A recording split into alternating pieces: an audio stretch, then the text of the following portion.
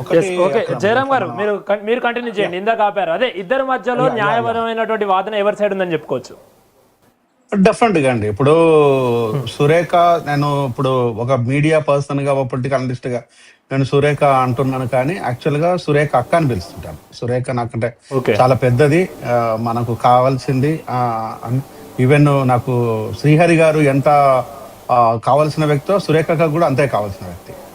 So ఇక్కడ సురేఖక విషయానికి వచ్చినప్పుడు ప్రజలతోని ఉండే విషయాలు కానీ మమేకం అవ్వటాలు అనేది ఒక అంశం అయితే, ఏ అంశాన్నైనా ప్రజల దృష్టి దగ్గరికి తీసుకెళ్ళి ప్రభుత్వ దృష్టి దగ్గరికి చోటుగా తీసుకెళ్ళేసి కష్టాలు నష్టాలైనా భరించేసి స్పష్టంగా మాట్లాడే వ్యక్తి.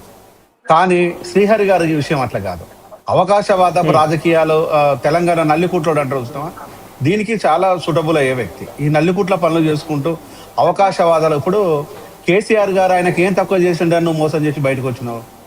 నిన్ను డిప్యూటీ సీఎం చేసి నీ జీవితంలో డిప్యూటీ సీఎం అవుతానే నమ్మకం నీకుందా? నువ్వు అవుతావా? కేసీఆర్ గారు చేయకపోతే నువ్వు అయ్యే రకమా? నువ్వు డిప్యూటీ సీఎం అయిపోయి కాన్స్టిట్యున్సీని ఏం పీకినట్టు? అదే కాన్స్టిట్యున్సీలో నువ్వు ఉన్నావు, అదే కాన్స్టిట్యున్సీలో నేనున్నాను. నీ ఇల్లు హన్మకొండలో ఉంది, నా ఇల్లు హన్మకొండలో ఉంది.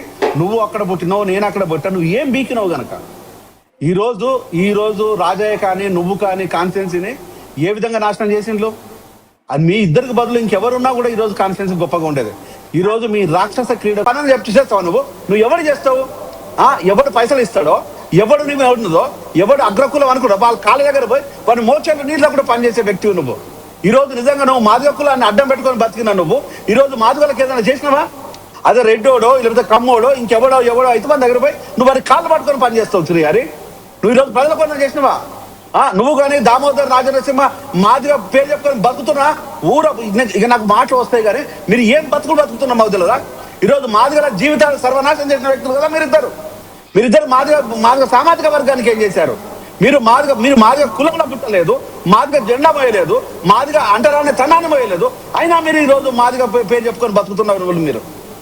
ఈరోజు అదే సురేఖ విషయానికి వస్తే, అక్క ఈ పలానా పని ఉంది వాళ్ళకి చేసి పెట్టమంటే నాకు ఫోన్ చేసి మళ్ళీ ఫోన్ చేస్తుంది. వాళ్ళకి పని చేసినా ఫోన్ చేస్తుంది. అది కదా ఆమె గొప్పతనం, అది కదా ఆడబిడ్డ అంటే, అది కదా వరంగల్ బిడ్డ అంటే, అది కదా దమ్ముడ బిడ్డ అంటే. నీకేం దమ్ముందా? నువ్వు ఏ పని చెప్పిన జరగనివా? ఒక బిడ్డ చచ్చిపోతే వాళ్ళకు కనీసం మినిమం ఆ డబ్బులు ఇప్పించడానికి కూడా చేతగానిలో నువ్వు ఒక మనిషివేనా?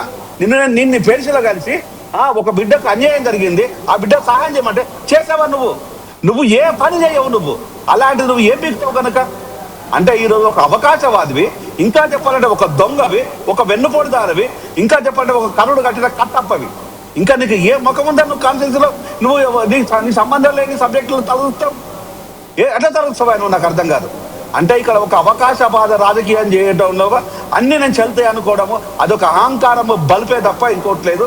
సురేఖ 100% నికాసైన వరంగల్ బిడ్డ, ఆడబిడ్డ, మా బిడ్డ. That's all.